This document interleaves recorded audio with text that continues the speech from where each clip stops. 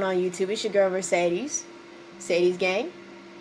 You feel me? The gang. Because we don't come with no price tag. Period. Anyways, y'all, I'm back with another little video with Lil Wayne. You know my boy Lil Wayne. Go check out his page. We're going to be watching why hip-hop is turning on Lil Wayne. Now, I've been seeing some little, what's the word? Mayhem go on with Lil Wayne's name. You know what I'm saying? This whole Super Bowl thing and everything.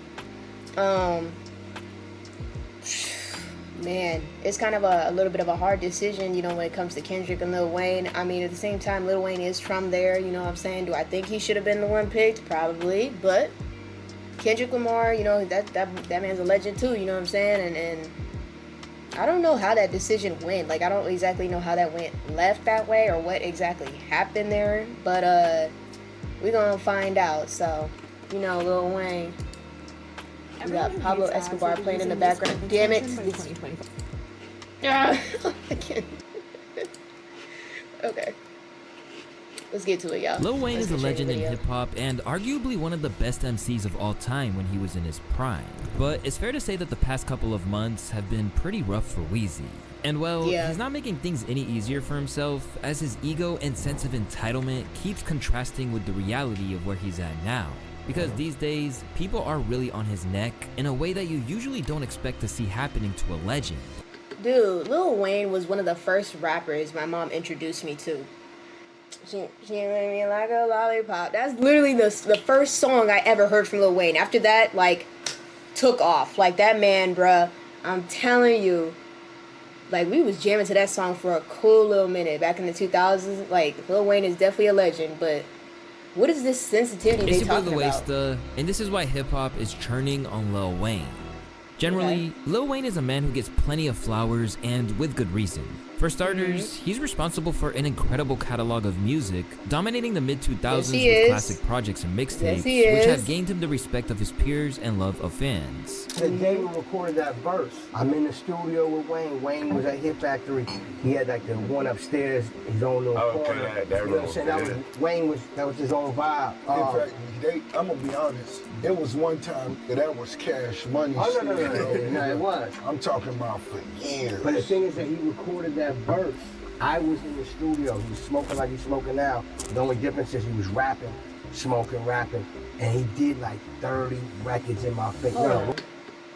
Can somebody, if y'all know what happened to their company Cash, whatever, I heard there was some a lot of drama there, especially involving LL Lloyd and all that, and there's a lot going on there. Let me know in the comment section below exactly what happened there, because that don't make no sense. And 30 records that you hear on the radio right now. Yeah, without a doubt. Not just doing shit to be doing it. No. It's back to back.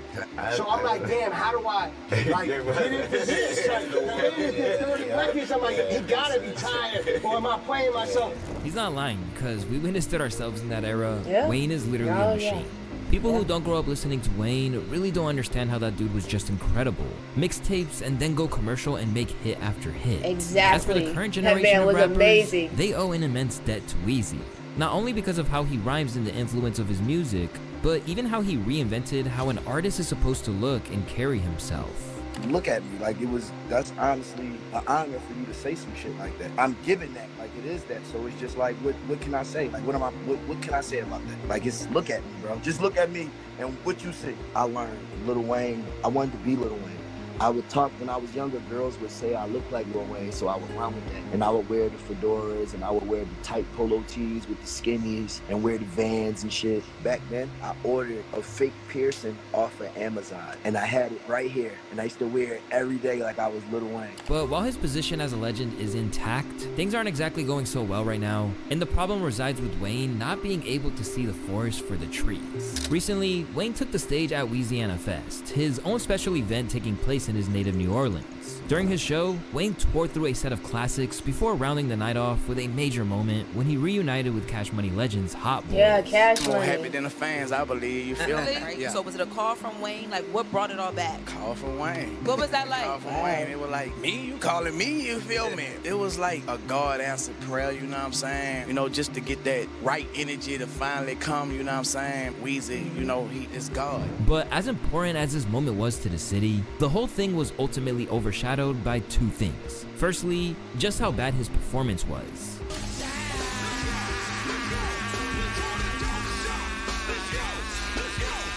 This got him clowned almost universally, and for good reason. Why? I would have.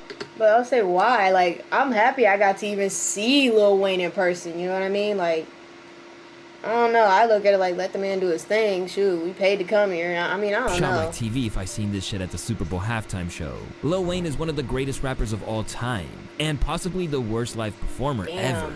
Shaded by Tyler, the Creator, who declared that those little humps right before Kill Me under a post that was making fun of him. This came just days after his feature on Sticky pushed Weezy.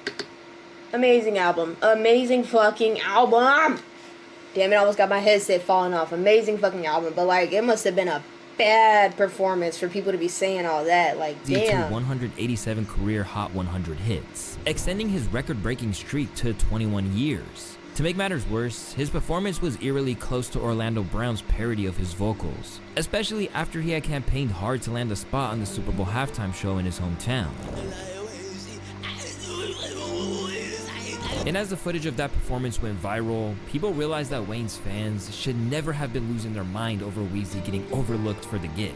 This is the performance y'all were screaming and crying for? Wayne might go, but thank you, Hove. But while that got him clowned online, the real problem was that during this special moment in front of his hometown crowd, he still couldn't accept that the Super Bowl was never his to lose. That moment I said to myself, I want to be on stage for the Super Bowl one day in front of my mom. And I worked my ass off to get that position, and it was ripped away from me. In recent times, hip-hop has gotten a little fed up with him wallowing over the loss of a dream.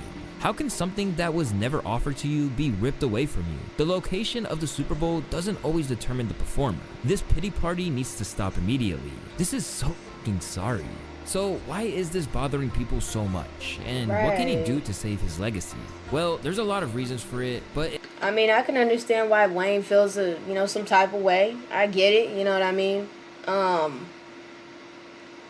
mean, he has kind of proven himself to perform at the Super Bowl, but... some people do got a point, doesn't, even the Super Bowl is being performed here, it doesn't exactly, target this performer to perform there, or this, you know what I mean? Like, but I do feel bad for Weezy, I ain't gonna lie. It ultimately boils down to the fact that he was never the right man for the job, and his entitlement isn't making it any easier to feel sorry for him. Back when it was initially revealed, Weezy didn't hide the fact that he was pretty much destroyed by the news that Kendrick Lamar would be performing at the Super Bowl halftime show in NOLA rather than him. First of all, I want to say forgive me for the delay. Just the delay, I want to say, I had to get strength. I had to get strength enough to do this without breaking. I must say thank you. I must say thank you to every voice, every opinion, all the care, all the love and the support out there.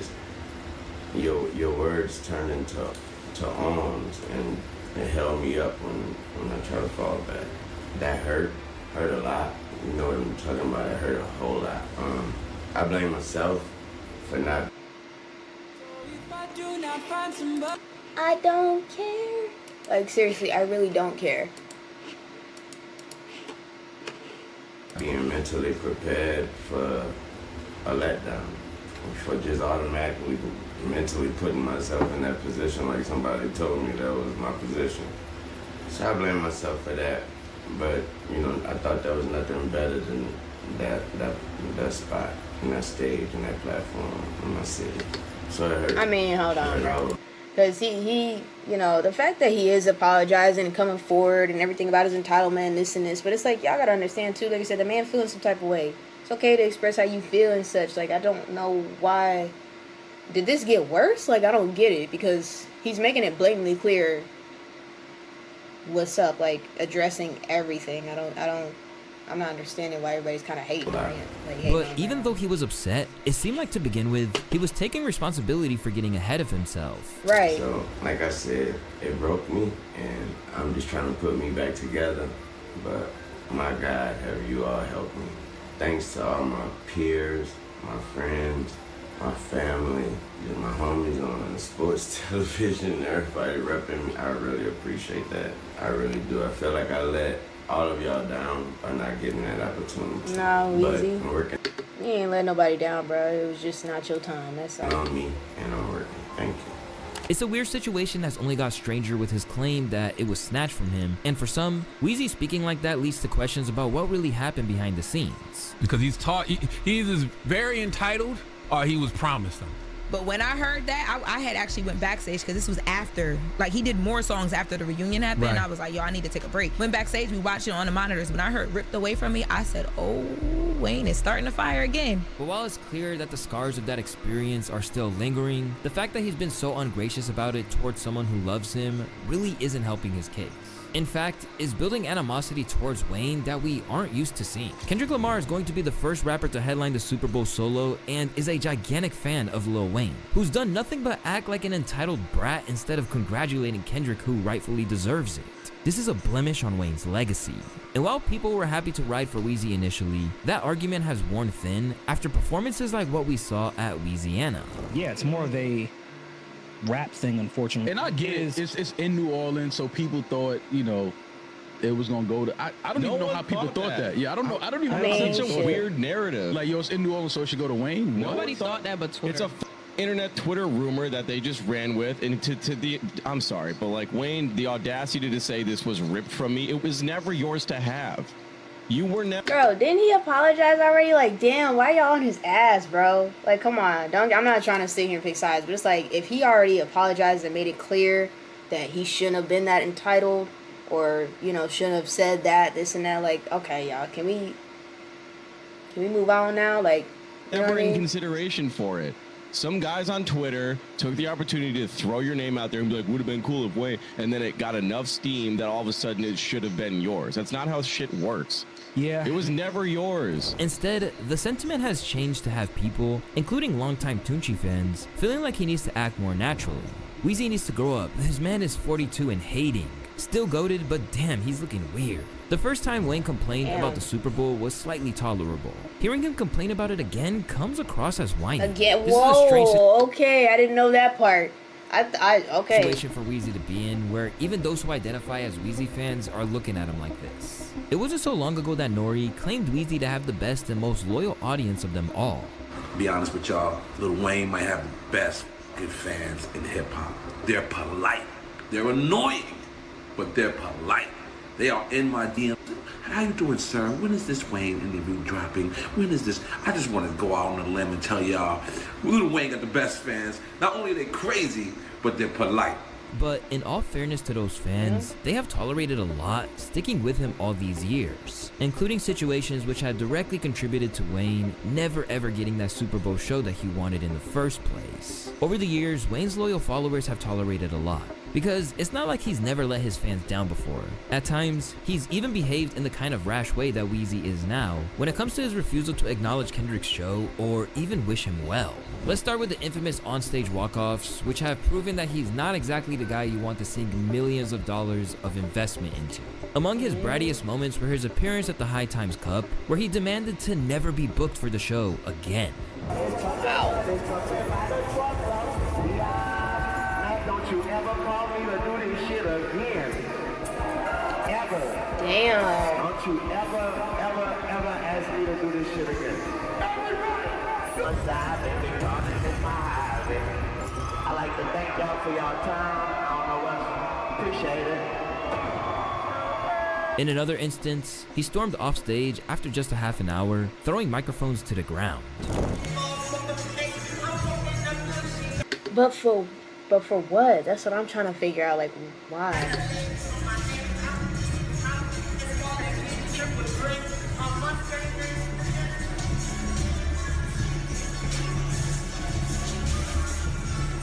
Just last year, there was an incident where he ended a show in LA prematurely, as he felt his Young Money artists, such as Alan Cubis and Lil Twist, weren't getting the respect they deserved from the crowd. So he literally shortchanged his fans and left. We appreciate it, but we ain't about to be bending over backwards for these folks. We work too hard. I need to go look at that performance, because This is my motherfucking artist app. That was Twist, that was John. We on Young Money. We appreciate y'all time. Appreciate you. At that time, the hip-hop world wasn't exactly pleased with his overly emotional and entitled display. I understand Wayne's loyalty, but you can't make an audience/crowd cheer or accept a new artist. It needs to happen naturally. Over the years, a crowd not giving him the response he feels he's earned simply by being who he is has been a persistent problem. In one instance, it even led to him quitting a co-headline tour with Blink-182 at the midway point as he didn't like being an opener. Really? I just want the people to know, if you're wondering, please forgive me, but I am so not used to performing to a crowd and there's not too many, like still phone. That's not my swag. I'm not sure how long I'm gonna be able to do this tour, but make some noise for Blink-182 for including me anyway. At least he was polite about it, you know what I mean? But like, dude, you're there. You know what I'm saying? You making your bag. Like, I don't get it. What's wrong with being an opener? I don't get it. Medical emergencies got in the way of his ability to perform. He had to cancel a show in Las Vegas in 2017 when he had multiple seizures and was found unconscious in his hotel room. This followed a similar incident in 2013 alongside many other scares over the years. While none of his fans would fault him for having a genuine health issue, Wayne's health problems unfortunately are self-inflicted. For most of his career, Weezy has been wrestling with his love of sipping syrup. And over the years, he's veered from defending it as part of his cultural identity to claiming that he doesn't want to be a bad influence on others. I know I picked up the cup and I started drinking with this promethazine mixed with codeine, which you all know is syrup. I started drinking it because I'm from the South, New Orleans. I was young and I watched Michael Jordan in Game 6 and made me want to go right into my drive. Learn French with Real French TV. I already know French. Salut, comment vas-tu? Mon ami. Like, oh, come on. Oh. Way and shoot around. Bonjour. Well, I was also young and I listened to Pimp C and they said we drinking that lean. Maybe we want to drink the lean. A drug that killed some of the legends he looked up to, including Pimp C. Wayne has been asked time and time again about what it would take for him to kick the cup. Everybody want me to stop and all this and all that, but it ain't that easy, bro. It ain't that easy. It feel like death in your stomach when you start doing it. You gotta learn how to stay, you gotta go through detox. And at times, he's even publicly declared that he was trying to take this powerful opioid out of his life forever. Do you do that anymore at all? No, I can't. And what made you stop? The doctor did. Really? I was doing it too much, and, doctor kind of told me, we can't tell you what to do, but I suggest that your mom tell you to stop. But his adventures with the purple drink are well known. So too is the extent that he consumes it. In fact, he has so much of it around him that he almost killed Currency by accident. He poured up the whole 6 thing and then put them back in the rings. So they looked like harmless purple Hawaiian punches in the fridge. So I ran in basketball thirsty and fucking down one of them bitches, like standing in the hallway of the bus just killing him. And he came on the bus and was like, oh Lord, because he know I don't fuck with you, like spill him. You probably about to die. An addiction that's threatened his life time and time again. Weezy even spoke about the pains of withdrawals on the famed track I Feel Like Dying. He literally said the following lyrics: I'm at the top of the top, but still I climb. And if I should ever fall, the ground will then turn to wine. Pop, pop, pop, I feel like flying, then I feel like frying, then I feel like dying.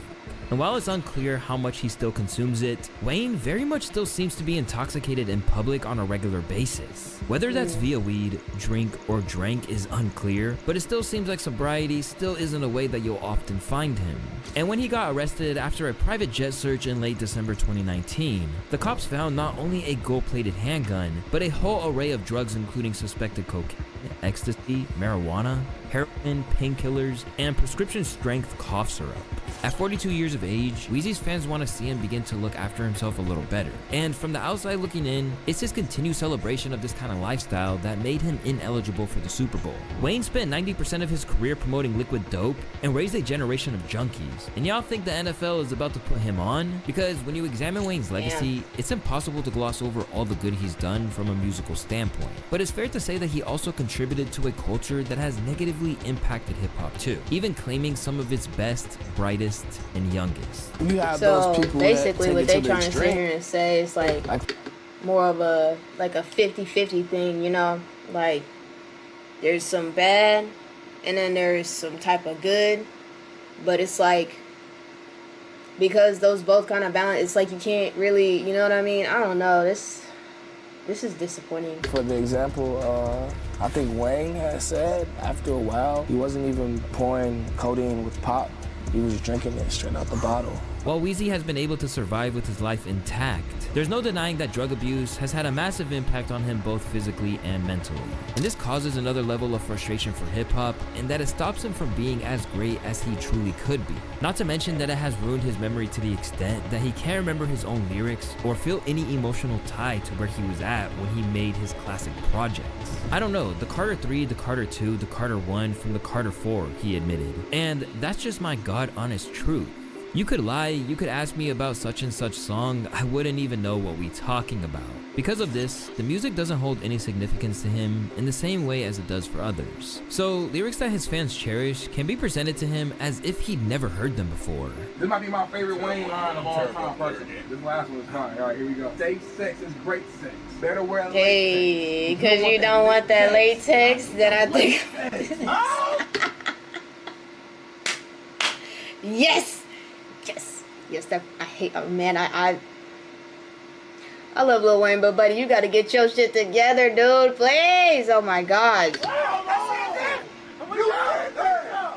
said, I said that. Wayne, come on, Wall. Help me out, Wall. Sex is great sex.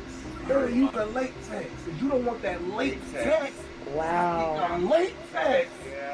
In fact, this isn't just a problem in a live setting, because now it's a crucial part of his songwriting process too. I literally, bro, when I'm doing some of my shit, you can, if you go through my phone history, my Google history is going, and you press L, first thing gonna come up is Lil Wayne lyrics. I literally have to Google my lyrics to make sure I didn't say certain stuff. Oh my God. Before. Yo, I swear to God I do that too. Man, that's how long we've been doing this shit. Yeah. I just did that shit last night. That's why I just told you. That's why I say as soon as you go to my Google history, my Safari, it's gonna be Lil Wayne lyrics. Now, Wayne has taken drastic measures and uses a teleprompter to help him with the words, essentially meaning that this legendary rapper is now doing karaoke to his new tracks. Understandably, fans are able to understand the limitations of where he can perform today. I love Wayne, and I will never take credit away from him as a genius, but I can understand why they didn't have him perform. He never remembers his lines and his performances are trash. Beyond those lingering issues, there is the simple fact that Wayne doesn't handle his brand well. For starters, his recent catalog has been far from spectacular. Haven't dropped anything that's that crazy. The anticipation for Carter 5 was that we had been anticipating it for how many years? I don't know. It was a long time coming. But beyond that, it hasn't been anything crazy. So when I think about it like this, I'm like, even project-wise, outside of your performances, it's not really given that much for somebody to hold on to for you to even perform at the Super Bowl. Why would they ask you? And at times, he does and says things that you would never expect a top-tier rapper to engage in, including performing at weddings for a bag where he should be selling out arenas.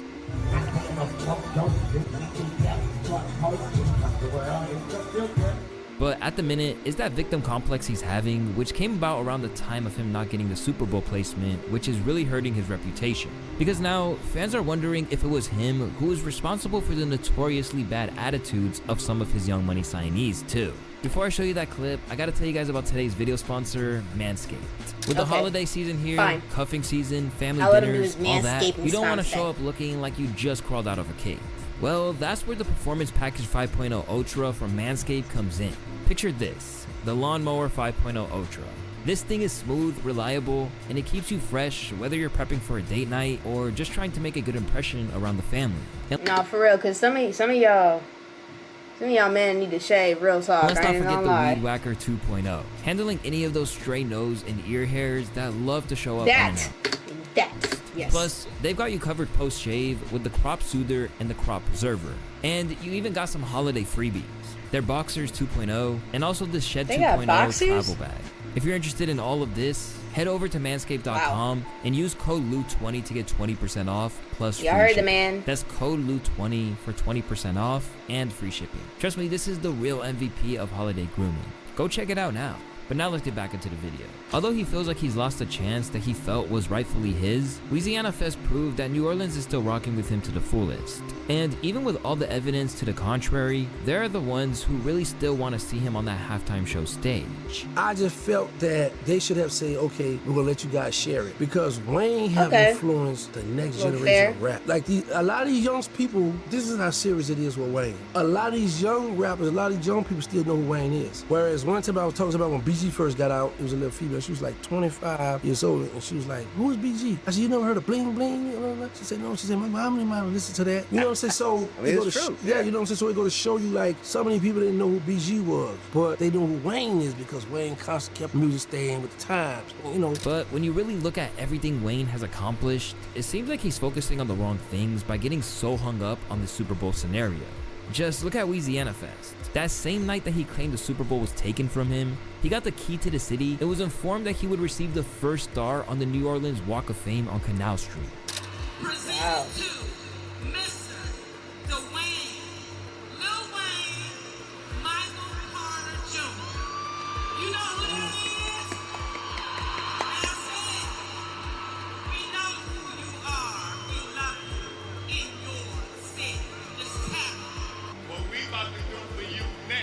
February 6th, I know y'all seen the Hollywood Walk of Fame. February 6th on Canal Street, we start the NOLA Walk of Fame when you first. And there's no denying that he deserves that, as he has always put on for his city to the fullest. Right. All New Orleans music inspires me. What influenced us was the early New Orleans artists before us. We're all just following that fabric, that tradition, that culture now, and it's easy to follow when it's natural.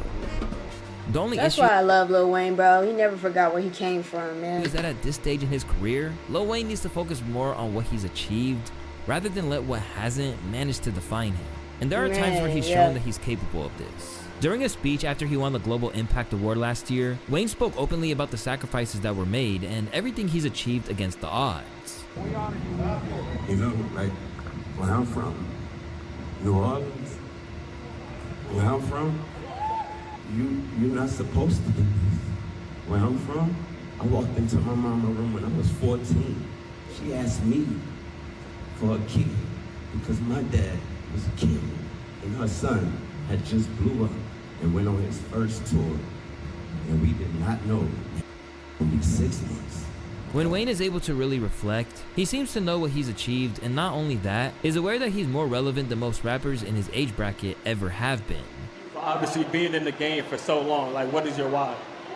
Honestly, man, it's literally just waking up and getting a chance to do it again, and also being validated and being still wanted, and people wanting to hear me, wanting to listen to me. That right there is that's the exact answer. There's nothing that is not for this, is not for that. Is simply waking up, getting the chance to be great, and trying my hardest to just be 1% better than I was yesterday. In the past few months, that doesn't always seem to be enough for him when it really should. But this is where the very thing that makes him who he is becomes a problem. Throughout his career, Weezy has never wanted to be second best or play second fiddle to anyone. So it's this drive and love of artistry that keeps him there to this day. It'll be hard not to keep being creative. If you are a creative person, it's just gonna be, it's up to you to want to put the creation together. And that's why I said, until I don't have that energy to want to, them words that keep popping in my mind when I can't watch TV without words, analogies, and trust me. And when that stop happening, until I'm ready, if I don't call Mac, if I don't call Lucy, shout out Lucy, that's my assistant. If I don't hit Lucy and say, studio 2 a.m. You know what I mean? If I don't hit and say studio 1 a.m. Don't get it twisted, nothing here has been said out of hate for Lil Wayne. Now 30 years in the game, Lil Weezy has done it all and said it all. His career is a benchmark for what you can achieve through hard work and always trying to improve your craft. However, what all of hip-hop is saying right now is that rather than keep hanging on to the one thing that isn't in his grasp, he should focus on preserving and expanding on the legacy he does have.